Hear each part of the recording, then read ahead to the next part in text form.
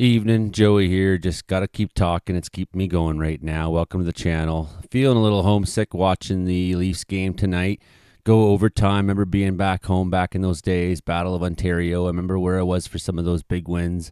And it was nice to see a Domi score in overtime. That took the cake. Needed that right now. That's good. That's really good. You've been a Leaf fan out here in the wild for a long time, Joey. Anyways, nice to see that. There's a risk of some fast-moving thunderstorms to go through Ontario on Thursday, and you know the kind that this could be like. We're going to talk about that and a few other things here briefly on the channel. Welcome, hit like, share, subscribe. Let's go. There it is. This is bad news. My God. Falling out right now. Anything could happen. Get on! Wow. I'll watch the video later. They try mopping this. Currently in Canada right now, and it's not unrelated, are snowfall warnings right now that are still going on in Manitoba side and Saskatchewan side, up to 20 centimeters expected there before tapering off Wednesday morning. So that's going on still tonight. But it's that low pressure system that's going to be kind of the troublemaker as we get going on in the week. And I bet you I can just throw the radar here on quick. We can see there's definitely some snow falling right now in Manitoba, most especially. So keep in mind here that when it says 1 o'clock here, 1300, that's my local time, not Ontario. So that's a 4 p.m. You know, what are we seeing now at this point when this is starting to kick off? Seeing really low humidity and then seeing a dry line just sort of like in western side of Toronto.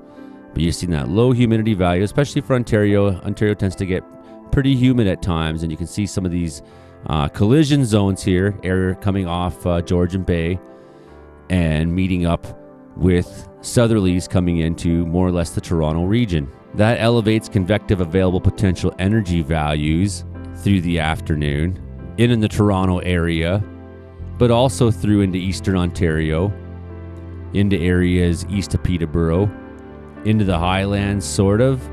But heads up for you, Mom, might be a fast-moving storm coming through in the afternoon on Thursday. Then we watch those Cape values start to taper off. But that's, not excessively high Cape values, but they're there. They're there, 1,000 joules per kilogram at more or less noon, building, and then south of, down in Ohio, pretty high values there. Not screaming high. I don't know if it's tornado high or anything like that, but now we're going to watch these storms just start to pop up early on Thursday, right around noon. First ones sort of kick off around Barrie, start to dig in. Now suddenly looking like a real aggressive series of storms north of Toronto. They might extend into eastern sections of Toronto, moving out towards Peterborough, areas north of the 401 corridor, basically, up that highway, the 407 towards Peterborough. Probably see the line of thunderstorms cross to you there. Up into the highlands, could see some storms popping at that time. That's some higher country up there in towards the Ottawa Valley, sort of. Now, bam, watch how fast that just popped on through. So like things take right off, and then suddenly you got some strong storms likely hitting towards Smith Falls, Charlotte Lake, and whatnot.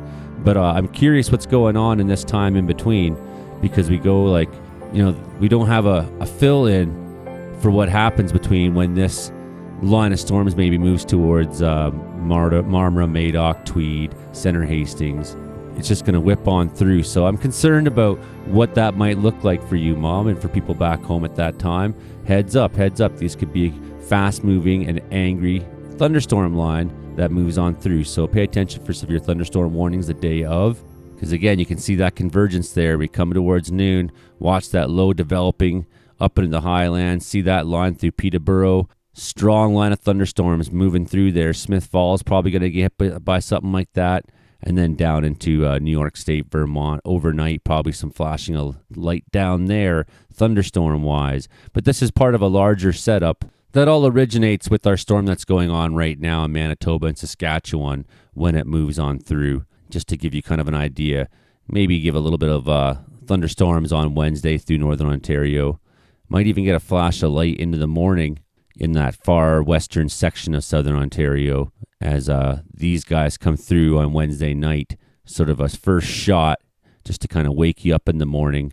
Areas north of London for a nighttime storm. Yeah, those areas up around Goderich and between Goderich and Stratford. Beautiful country up there. Beautiful country up there. So watch for those early morning storms. That is more or less what's on the docket. And if you look out, the larger pattern is for a lot of storms. A lot of storms. Watch how it kicks off on Thursday. Goes nuclear through Texas there and maybe Oklahoma and whatnot, up through towards Iowa. Strong, strong storms. And then on Friday, do we see another round in Ontario? Quite likely. So Friday looking pretty good for a signal, or looking like you got the signals here for some fairly organized storms to be coming down through southwestern Ontario, while mostly rain and nastiness prevails for other sections of the province. So enjoy the start of your weekend with that large low moving through, making it gross. That'll, of course, move to Atlantic Canada and make a whole bunch of problems of its own. But we can talk about that some other time. Thanks, everyone. We'll see you next time. Be safe out there.